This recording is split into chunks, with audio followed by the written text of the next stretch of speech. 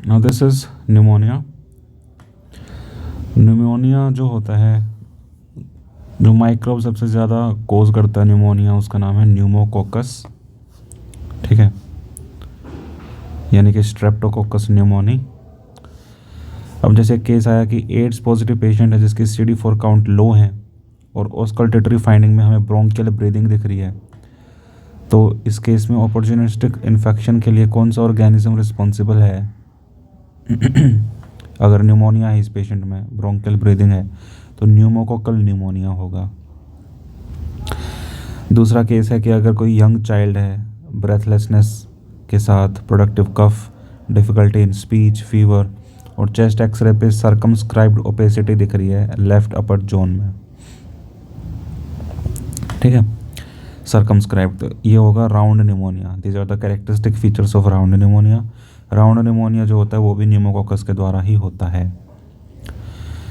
फिर न्यूमोकोकस के द्वारा एक और चीज़ होती है जो कि होता है हमारा कम्युनिटी एक्वायर्ड न्यूमोनिया, CAP। ठीक है, कंसोलिडेशन होती है इसमें किसी भी लोब में, मोस्टली राइट मिडिल लोब में।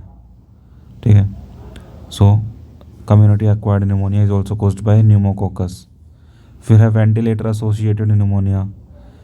इसमें लेकिन कोई लोबर प्रीडिलेक्शन नहीं होती जैसे उसमें थी, right middle lobe. It begins as respiratory bronchiolitis, respiratory bronchiolitis की तरह शुरू होता है। बायलैटरल इन्फिल्ट्रेट्स होते हैं इसमें। ठीक है, कोई लोबर प्रीडिलेक्शन नहीं होती वेंटिलेटर एसोसिएटेड न्यूमोनिया में। वेंटिलेटर एसोसिएटेड न्यूमोनिया जो है वो मल्टी ड्रग रेजिस्टेंट न्यूमोनिया भी हो सकता है और नॉन मल्टी ड्रग रेजिस्टेंट भी हो सकता है। अगर वो नॉन मल्टी ड्रग रेजिस्टेंट है तो मतलब न्यूमोकोकस के द्वारा ही हो रहा है, लेकिन अगर मल्टी ड्रग रेजिस्टेंस है मतलब जो रिस्पॉन्सिबल बैक्टीरिया है वो स्यूडोमोनास हो सकता है या फिर एसिनेटोबैक्टर हो सकता है। और इस केस में drug of choice ventilator associated pneumonia में ड्रग ऑफ चॉइस है पिप्रासिलिन विद टेजोबैक्टम। ठीक है, अब ये है बायलैटरल इन्फिल्ट्रेट्स, किसमें? वेंटिलेटर एसोसिएटेड न्यूमोनिया में। ये था हमारा राउंड न्यूमोनिया, ये था हमारा कम्युनिटी एक्वायर्ड न्यूमोनिया, और ये है वेंटिलेटर एसोसिएटेड न्यूमोनिया। पैथोलॉजी क्या होती है? 4 फेजेस होते हैं। एक तो होता है phase of oedema, red hepatization, grey hepatization और रिजोल्यूशन। इडीमा में ऑब्वियसली इडीमा होगा, एक्सुडेट्स होंगे, प्रोटीनेशियस एक्सुडेट्स होते हैं जो कि एल्विलाई में होते हैं। रेड हिपेटाइजेशन में रेड है तो रेड ब्लड सेल्स होती हैं, और हिपेटाइजेशन मतलब कंसोलिडेशन। लिवर की कंसिस्टेंसी जो है ना वो लंग्स की कंसिस्टेंसी जो है ना वो लिवर जैसी हो जाती है, मतलब हार्ड हो जाता है लंग। तो रेड यानी रेड ब्लड सेल्स होती हैं, साथ में पॉलीमॉर्फोन्यूक्लियर सेल्स भी होती हैं यानी neutrophils. So RBC with neutrophils and hard liver like lung, red hepatization. Grey hepatization में हार्ड तो है लंग लेकिन ग्रे है। ग्रे क्यों हुआ? क्योंकि RBC लाइसिस हो रहा है। ठीक है, and it signifies containment of infection. तो RBC लाइसिस है, PMN अभी भी है, न्यूट्रोफिल्स अभी भी हैं, साथ में फिब्रिन डिपोजिशन हो रहा है एल्विलाई में, जिसके कारण ग्रे हिपेटाइजेशन है। रिजोल्यूशन में मैक्रोफेजेस आ जाती हैं जिसके कारण इन्फेक्शन रिजोल्व हो जाता है और नॉर्मल लंग टिश्यू वापस आ जाता है। So alveolar macrophages predominantly present, restore the normal tissue of lung. फिर है community acquired pneumonia is commonly associated with following organisms: pneumococcus, mycoplasma pneumoniae and haemophilus influenza. It is a gradually emerging cause, और COPD वाले patients में देखने को मिलता है ये ज़्यादा, और स्मोकर्स में हीमोफिलस इन्फ्लुएंजा के द्वारा निमोनिया। ICU क्या? ICU न्यूमोकोकस, ICU में जो न्यूमोनिया होता है वो भी न्यूमोकोकस के द्वारा, because patient got infection from community but he is admitted to ICU only because of severity of symptoms. ठीक है, with having high curb 65 like score of 3। तो कम्युनिटी एक्वायर्ड न्यूमोनिया वाला पेशेंट भी ICU में जा सकता है अगर सीवियरिटी ऑफ सिम्टम्स हो गया, जैसे कर्ब 65 स्कोर अगर 3 से ज़्यादा हो गया है। Community acquired pneumonia routine wards non ICU भी न्यूमोकोकस के द्वारा होता है। एड्स वाला पेशेंट है, एड्स पॉजिटिव पेशेंट में कॉमन कॉज ऑफ इन्फेक्शन जो है वो न्यूमोकोकस ही है, बट अगर CD4 काउंट जो है 200 से कम है तो न्यूमोसिस्टिस जीरो VCI भी हो सकता है। और डिफरेंशिएट कैसे करेंगे? Differentiation is based on auscultation, chest x-ray and broncho alveolar lavage findings. अब है एटिपिकल निमोनिया और वॉकिंग निमोनिया। वॉकिंग निमोनिया में पेशेंट चल के आएगा अपने आप, इतनी सीवियर कंडीशन नहीं होगी, इतनी सीवियर मैनिफेस्टेशन नहीं होगी कि पेशेंट से उठा ही ना जा रहा हो, चला ही ना जा रहा हो। This is called as atypical pneumonia. Patients has symptoms of mild fever, cough and came to hospital as walk-in patient and hence called as walking pneumonia. Even patient is having mild manifestations, but the X-ray is showing significant changes. X-ray में significant changes दिखते हैं. Organism responsible is many, like mycoplasma pneumoniae, जिसमें drug of choice azithromycin होती है अगर mycoplasma pneumoniae है तो। फिर walking pneumonia का कोज हो सकता है Legionella pneumophila, upper respiratory tract infection होता है इसमें, Legionnaire's disease associated with SIADH। So Legionnaire's disease जो कि SIADH के साथ एसोसिएटेड है, उसमें वो लीजनेला न्यूमोफिला के कारण होता है और ये SIADH के साथ एसोसिएटेड रहता है। सिंड्रोम ऑफ इनअप्रोप्रिएट एंटीडायरेटिक हार्मोन, ठीक है। तो SIADH है तो Na जो है वो कम हो जाता है, सोडियम कम हो जाता है बॉडी में, जिसके कारण सीजर्स आते हैं। So pneumonia can be associated with seizures if it is caused by Legionella pneumophila, Legionnaire's disease, and it spreads via water droplets. So cruise में, ठीक है, या फिर लग्जरी मतलब होटल्स में जो AC यूज़ होता है, एयर कंडीशनर यूज़ होता है, उसकी वाटर ड्रॉपलेट से ये इन्फेक्शन आ सकता है। Chlamydia pneumoniae can also be the cause. Chlamydia pneumoniae, influenza A virus, H3N1, H1N1, RSV, adenovirus, metapneumovirus, COVID-19. These viruses can also cause pneumonia. The management of pneumonia is macrolides or fluoroquinolones, doxycycline. Important information: influenza A can super added infection with Staphylococcus aureus. So influenza A जो है ना, वो एक super added infection भी हो सकता है along with staphylococcus aureus. और जब ऐसा होता है तो न्यूमेटोसील बन सकती है लंग में, न्यूमेटोसील फॉर्मेशन कैन हैपन। और ये न्यूमेटोसील जो है ना, ये लंग में एब्सेस है तो ये रप्चर हो सकती है और रेस्पिरेटरी डिस्ट्रेस को वर्सन कर सकती है। क्यों? क्योंकि इसके रप्चर होने से न्यूमोथोरेक्स डेवलप हो सकता है। नाउ एनारोब्स भी न्यूमोनिया कर सकते हैं, anaerobes can also cause pneumonia. और एनारोब्स जो होते हैं ना, मोस्टली ओरल कैविटी में होते हैं, दांतों के बीच में, ठीक है। तो दांतों से यानी ओरल कैविटी से ये जब एस्पायर होके माइक्रो एस्पिरेशंस की फॉर्म में जब लंग्स में चले जाएं, उसके कारण ये निमोनिया करवा सकते हैं। So anaerobes causing pneumonia secondary to micro aspirations. Anaerobes are present in the oral cavity in between the tooth which aspirated into lungs and cause anaerobic pneumonia. Causes of aspiration pneumonia, aspiration हो क्यों सकता है? दो reasons हो सकते हैं, एक तो ड्रग ओवरडोज हो गई है या अल्कोहल ओवरडोज हो गई है, जिसके कारण एयरवे डिफेंस जो है वो इम्पेयर हो गई है। दूसरा सीजर है पेशेंट को, उसके कारण एस्पिरेशन हो सकती है। Now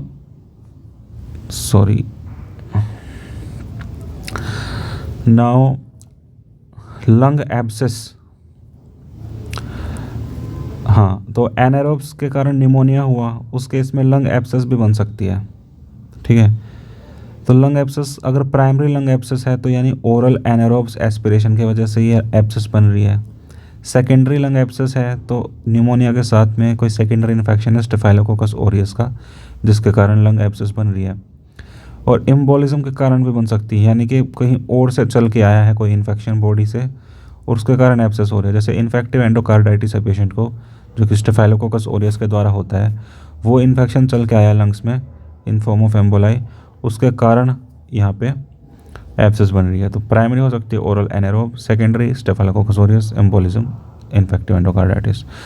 now there is a case scenario like 20 year old male है, होली फेस्टिवल पे उसने ज़्यादा अल्कोहल ले लिया, साथ में चरस ले लिया, 2 दिन से वो सोता रहा, जब उठा तो कफ था, फीवर था, चिल्स था, प्रोडक्टिव कफ था, राइगर्स थे, प्यूरुलेंट ब्रोंकोरिया।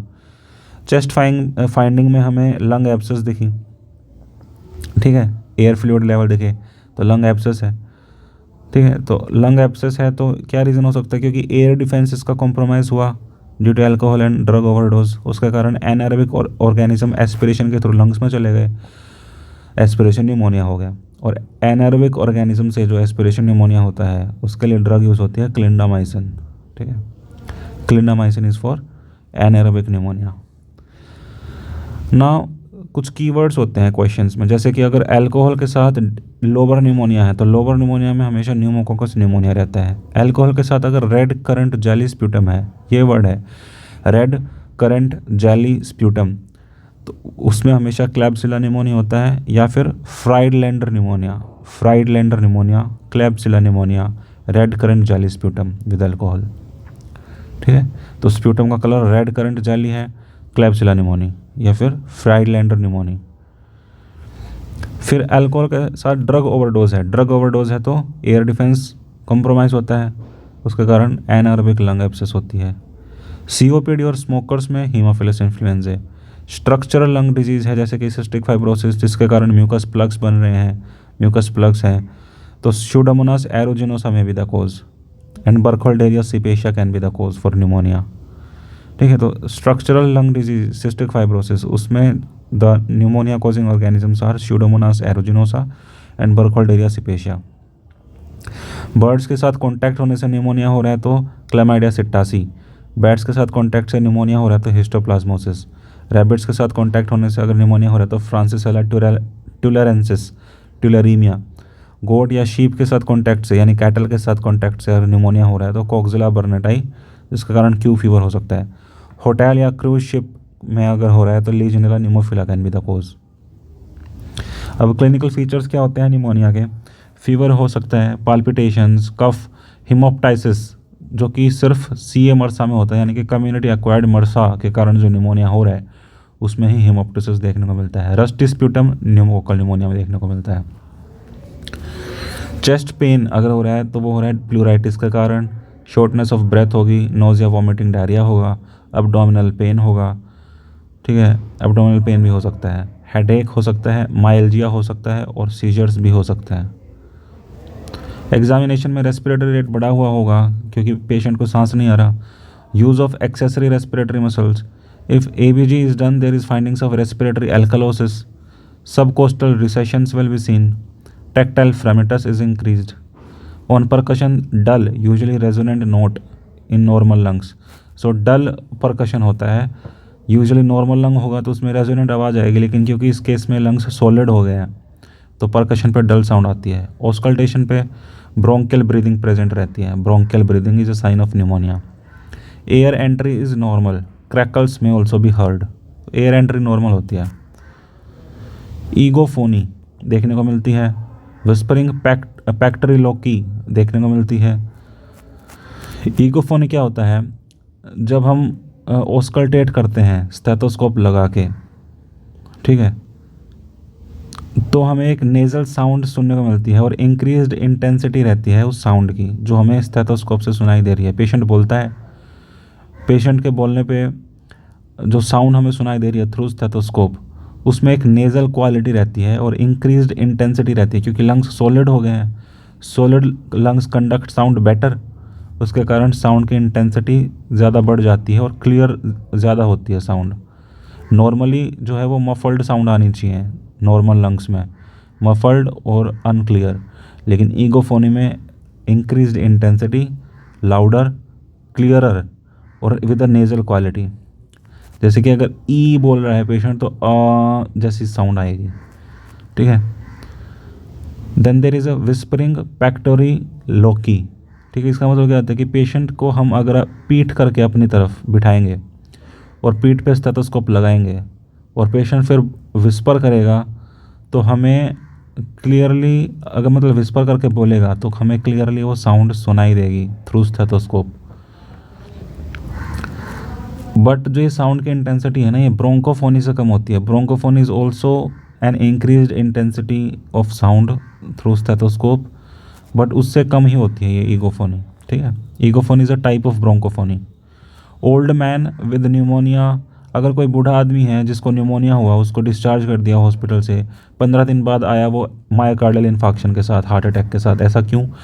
क्योंकि जब वो ठीक हो रहा था ना तो न्यूमोकोकस ने कुछ टॉक्सिन्स रिलीज कर दिए जिनका नाम था न्यूमोलाइसिन, और ये न्यूमोलाइसिन जो होता है ना, ये प्लेटलेट्स को एक्टिवेट कर देता है जिसके कारण प्लेटलेट प्लग बने, कोरोनरी वेसल्स में, जिसके कारण मायोकार्डियल इन्फार्क्शन हो गया। अब वर्कअप क्या होगा पेशेंट्स का, सीबीसी करेंगे तो एलिवेटेड टीएलसी दिखेगा, चेस्ट एक्सरे पे राउंड निमोनिया दिख सकता है, ब्रोंकोनिमोनिया। पैरानिमोनिक इफ्यूजन के कारण अगर इसको अनट्रीटेड छोड़ दिया जाए तो एम्पाइमा हो सकता है, पस बन सकता है लंग्स में, लोअर निमोनिया दिखेगा। स्प्यूटम इवैल्यूएशन करेंगे, क्यों, क्योंकि एंटीबायोटिक्स की चॉइस के लिए हमें स्प्यूटम इवैल्यूएशन करना पड़ेगा, कल्चर करना पड़ेगा और ग्राम स्टेनिंग करनी पड़ेगी। एडिक्वेसी कैसे डिसाइड करेंगे स्प्यूटम सैंपल की, माइक्रोस्कोपिक एग्जामिनेशन पे कम से कम 25 पॉलीमॉर्फोन्यूक्लियर सेल्स दिखना और 10 स्क्वामस एपिथेलियल सेल्स दिखना, 25 PMN 10 squamous epithelial cells. Blood culture करते हैं, this is the first step to be done in case of bacterial meningitis, ठीक है, ब्लड कल्चर। अगर बैक्टीरियल मेनिंजाइटिस है तो फर्स्ट स्टेप ब्लड कल्चर होता है। यूरिन एंटीजन कर सकते हैं for legionella, pneumophila and pneumococcus. PCR sputum कर सकते हैं या फिर ब्रोंकोएल्वियोलर लवाज, तो स्प्यूटम पे पीसीआर या फिर BAL। Biomarker CRP and procalcitonin in the pneumonia. Now there is a score which is CURB 65 score. इसमें कुछ पैरामीटर्स यूज़ होते हैं 5, और ये यूज़ होते हैं डिसाइड करने में कि हॉस्पिटलाइज करना चाहिए पेशेंट को या नहीं, ठीक है। और हर पॉइंट का 1 पॉइंट मिलता है और टोटल को ऐड करके स्कोर मिलता है हमें, कॉर्ब 65 स्कोर। 5 पैरामीटर्स होते हैं, जैसे अगर कन्फ्यूजन है 1 point, blood urea nitrogen is more than और equal to 7 millimoles per litre 1 point, respiratory rate is more than 30 per minute 1 point, BP is less than 90/60 1 point, age is more than 65 years 1 point. Add करने पे अगर 0 score आ रहा है ना तो mortality के chance होते हैं 1.5%, जिसको OPD बेसिस पे हम ट्रीट कर देते हैं। लेकिन अगर 1 पॉइंट भी आ रहा है पेशेंट में तो हम IPD में ट्रीट करते हैं, एडमिट करते हैं, और 9.2 चांसेस होते हैं मोर्टेलिटी के, ठीक है। और अगर 3 या 3 से ज़्यादा स्कोर आ रहा है तो 22% चांसेस होते हैं मोर्टेलिटी के, और ICU बेसिस पे हम इसको ट्रीट करते हैं। These are the 5 points, confusion यानी CNS symptoms, blood urea nitrogen, respiratory rate, BP and age. अगर अकेला एज वाला फैक्टर है प्रेजेंट यानी 1 पॉइंट है तो हम OPD बेसिस में ट्रीट कर सकते हैं। If only age alone is more than 65 results in score 1 then patient can be treated in OPD basis. Now OPD treatment कैसे करते हैं, अगर कोई कोमॉर्बिडिटी नहीं है और पेशेंट ने पिछले 3 महीने में कोई एंटीबायोटिक रिसीव नहीं करी है तो हम ट्रीटमेंट में देते हैं मैक्रोलाइड्स यानी कि क्लैरिथ्रामाइसिन या अजिथ्रोमाइसिन या फिर डॉक्सीसाइक्लिन अगर मैक्रोलाइड्स अवेलेबल ना हो। अगर कोमॉर्बिड कंडीशन प्रेजेंट है या फिर पेशेंट ने पिछले 3 महीने में एंटीबायोटिक्स ली हैं तो हम देते हैं मोक्सीफ्लोक्सासिन या फिर beta-lactam plus macrolides. If local prevalence of pneumococcal resistance is less then 25% तब हम ये ड्रग्स यूज़ करते हैं। कोमॉर्बिडिटीज़ क्या हो सकती हैं, जैसे chronic heart disease, lungs disease, liver disease, kidney disease, diabetes mellitus, alcoholism, malignancy या एस्प्लेनिया। IPD ट्रीटमेंट करते हैं with no risk factors. IPD को हम ICU में भी ट्रीट कर सकते होते हैं या फिर नॉन ICU भी हम ट्रीट कर सकते हैं। ड्रग्स यूज़ होते हैं बीटा-लैक्टम IV या फिर macrolides IV। Recent hospitalisation antibiotic treatment अगर मिला है पेशेंट को तो हम कवरेज ऐड कर देंगे स्यूडोमोनास के लिए मीरोपेनम, पिपरासिलिन, टैजोबैक्टम विद लीवोफ्लॉक्सासिन। CMRSA है तो लिनेजोलिड यानी रेजिस्टेंट है, community acquired multi drug resistant staphylococcus aureus है तो लिनेजोलिड या वैंकोमाइसिन। अब ventilator associated pneumonia can be multi drug resistant और नॉन मल्टी ड्रग रेजिस्टेंट, जो कि होता है न्यूमोकोकस के कारण, MDR होता है स्यूडोमोनास के कारण। इसमें हम पिपरासिलिन, टैजोबैक्टम और इसमें भी पिपरासिलिन, टैजोबैक्टम, लेकिन अगर मल्टी ड्रग रेजिस्टेंट है तो साथ में एमिकासिन देते हैं। अब रिस्क फैक्टर्स क्या हैं अर्ली डिटेरियोरेशन के कम्युनिटी एक्वायर्ड न्यूमोनिया में। अगर कम्युनिटी एक्वायर्ड न्यूमोनिया है पेशेंट को तो वो डिटोरिएट होने के चांसेस कब होंगे, क्या क्या रिस्क फैक्टर्स हैं। अगर मल्टीलोबर इन्फिल्ट्रेट्स हैं, अगर SpO2 90 से कम है, अगर pH 7.3 से कम है, अगर कन्फ्यूजन है, रेस्पिरेटरी रेट 30 से ज़्यादा है, एल्ब्यूमिन घट गया है पेशेंट में, न्यूट्रोफिल्स घट गई हैं, प्लेटलेट्स घट गई हैं, सोडियम घट गया है या शुगर घट गई है, तो ये रिस्क फैक्टर्स हैं। अब कुछ ब्रेथ साउंड्स होती हैं, वेसिकुलर साउंड्स और ब्रोंकियल साउंड्स। क्या डिफरेंस होता है दोनों में। वेसिकुलर साउंड्स जो है ना वो नॉर्मली सुनी जाती हैं थोरैक्स पे यानी कि पेरिफेरी में, और ये साउंड्स कैसी होती हैं, जेंटल रसलिंग साउंड्स होती हैं, जो कि इंस्पिरेशन में ज़्यादा होती हैं, सांस लेते वक्त ज़्यादा होती हैं, एक्सपिरेशन में फेड हो जाती है। जबकि ब्रोंकियल साउंड जो होती हैं ना, वो नॉर्मली कहाँ सुनी जाती हैं, सबस्टर्नल नोच पे, ठीक है, और ये लाउडर होती हैं। वो जेंटल रसलिंग थी, ये लाउडर होती हैं ब्रोंकियल साउंड्स, और ये एक्सपिरेटरी ज़्यादा होती हैं, एक्सपिरेशन के दौरान ज़्यादा सुनाई देती हैं, ठीक है। तो दोनों अपोजिट हैं एक दूसरे के। ये इंस्पिरेशन में होती हैं, एक्सपिरेशन में होती हैं। ये जेंटल रसलिंग होती हैं, ये लाउडर होती हैं। ये पेरिफेरी में थोरेक्स के ऊपर सुनाई देती हैं, ये सबस्टर्नल नोच पर सुनाई देती हैं। इनमें इंस्पिरेशन और एक्सपिरेशन के बीच में गैप नहीं देखने को मिलता। यहाँ पे एक ऑडिबल गैप सुनाई देता है इंस्पिरेशन और एक्सपिरेशन के बीच में, 1/4 और 3/4 के बीच में, और एक्सपिरेशन ज़्यादा टाइम लेती है। और अगर सबस्टर्नल नोच के अलावा कहीं भी ये साउंड सुनाई दें, ब्रोंकियल साउंड सुनाई दें, तो वो अब नॉर्मल है, ठीक है। और ये था हमारा न्यूमोनिया।